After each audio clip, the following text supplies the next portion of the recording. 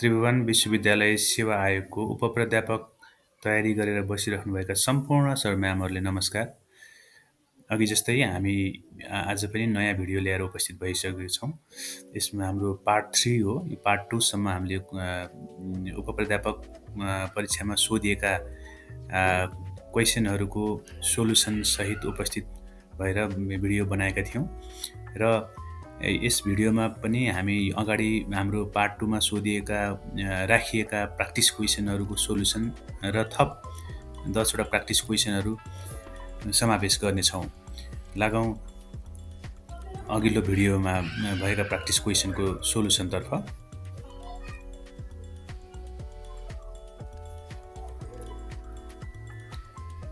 पहिलो क्वेसन थियो the power of judicial review related to which of the following action भनेको छ।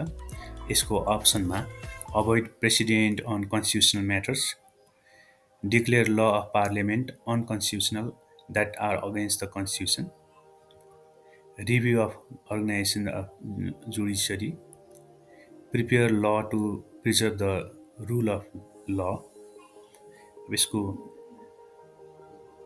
Answer हुन्छ declare law of parliament unconstitutional that are against the constitutions. Judicial review is the power of the judiciary to review the action of legislative and executive branches and determine whether they are consistent with constitution। What is the policy of state relating to the social and cultural transform भनेको छ। यसको अप्सनहरूमा रहेको छ to enhance national economy, to guarantee the goods government, to develop the culture heritage, to make higher education easy, quality and accessible and free gradually भनेको छ। अब यिनीहरू अप्सनहरूमध्ये सबैभन्दा बेस्ट अप्सन रहेको छ to make higher educations easy, quality and accessible and free gradually भन्ने रहेको छ। This options outline the policy related to social and cultural transform by focusing on accessibility and quality of education भनेको छ।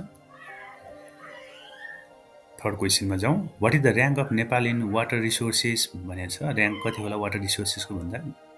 यसमा 43, 33, 23 and 13 भनेको छ। यसमा हामी विभिन्न लिटरेचरहरू पब्लिस डकुमेन्टहरूमा हेर्दै गर्दाखेरि वाटर रिसोर्सेसको 43 नै देखाएको छ।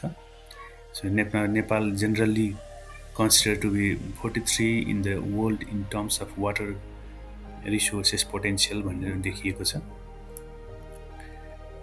Question number 4, which one of the following is the largest forest area भनेको छ। अब यसमा चाहिँ अप्सन दिएको छ Annapurna conservation area, Chitwan national park, Khaptad national park, Charkose Jhadi भनेको छ। यो चाहिँ एरियाको हिसाबले लार्जेस्ट भन्दै गर्दाखेरि पक्कै पनि यो अन्नपूर्ण कन्जर्भेसन एरिया भनेर पाउँछौँ हामी।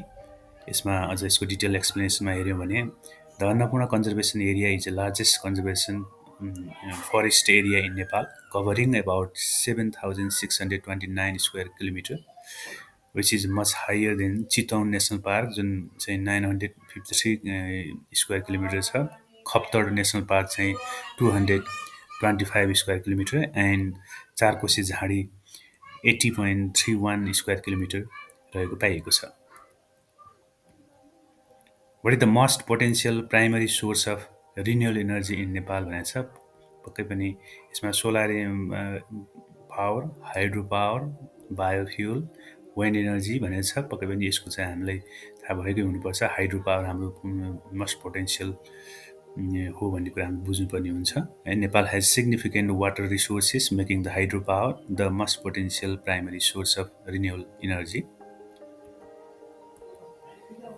According to World Bank Report 2021, what is the renewable energy consumption, the percentage of total energy consumption of Nepal भनेको छ। यसको अप्सनहरूमा 70% and above, 65%, 60% and 55% अप्सनमा रहेको छ। यसको पक्कै पनि राइट एन्सर चाहिँ 70% and above छ। यसको हेऱ्यौँ भने एक्सप्लेनेसनमा renewable energy consumption percentage of total final energy consumptions in Nepal was reported in 73.7% in 2021 report. I know. According to various reports from around 2021, Nepal renewable energy consumptions as a percentage of total energy consumption is high, often cited as being above 70%. Above 70% भनेको जहाँ हामीले देखेअनुसार 73.7 भनेपछि above 70% नै हुने भयो. What is the focus of Nepal's climate change policy 2076 अथवा 2019 भनेर केमा फोकस छ भन्ने कुरा हामीले building a climate resilient society, developing human capability, reducing consumption, educating people about the effect of climate change भनेर अप्सनहरू छन्. यिनीहरूमध्येमा फर्स्ट अप्सन चाहिँ building a climate resilient society भनेर छ.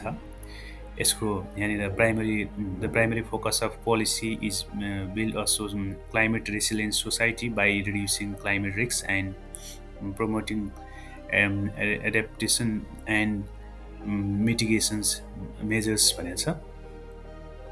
अब यसको के अरे पोलिसी पनि हामी यहाँ देखाएको छौँ. गोलमा त्यही कुरा राखिएको छ. हेर्नुभयो भने building a climate resilient society. अर्को क्वेसन छ what is the rank of Nepal in the world biodiversity भनेर छ. 59th rank, 49th rank, 39th, 29. अब यसको राइट एन्सर छ 49. Nepal rank highly in terms of biodiversity, with its global positions often cited around 49th marks भनेको छ. यो 49th marks यसको इभिडेन्सको लागि यहाँनिर हामीले Nepal biodiversity research and conservation सेन्टरको वेबसाइटमा हेऱ्यौँ भने सुरुमै Nepal has 49th rank in the world biodiversity भनेर राखेको छ. Question number 9. As per the fundamental rights of education mentioned in the constitutions of Nepal, every citizens with disability and citizens who are economically deprived shall have the right to free in accordance with the law. भनेपछि यसमा higher education हो अथवा technical and vocational education हो, secondary education हो, basic education. अब यिनीहरूमध्येको right answer चाहिँ higher education हो. When the constitutions of Nepal guarantee that the right of free higher educations for all citizens with specific provisions for citizens with disability and those who are economically deprived to receive the free higher education in accordance with the law. Question number 10 थियो. Education shall be made scientific, technical, vocational, skill-oriented, employment-oriented, and people-oriented, preparing the competent, competitive, ethical, and nationally dedicated human resources. This statement from भनेर कहाँबाट आएको statement हो भनेर सोधिएको छ. पक्कै पनि अब यो statement objective of higher education included in the National Education Policy 2076. अर्को अप्सन छ Preamble of Tribhuvan University Act 2049. State policy in relations to basic needs of citizens included in the constitutions of Nepal.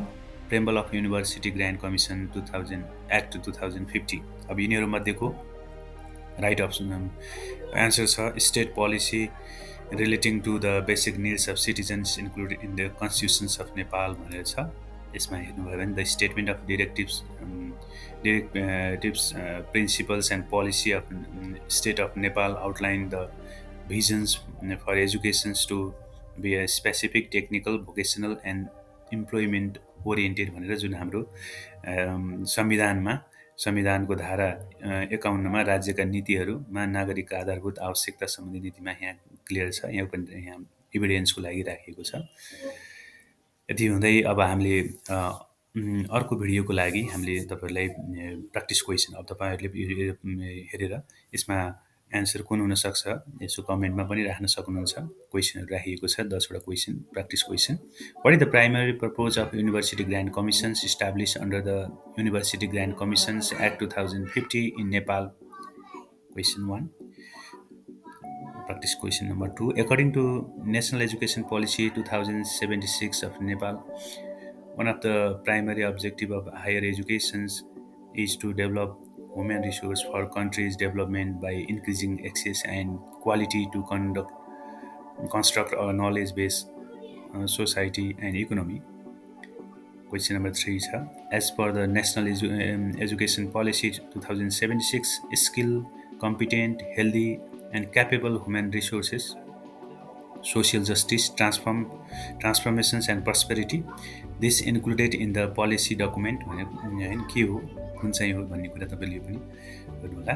Tribhuvan university organization rule are currently guided by भनेर कुनले guide गरेको छ यो पनि तपाईँले answer खोजेर भन्नुहोला।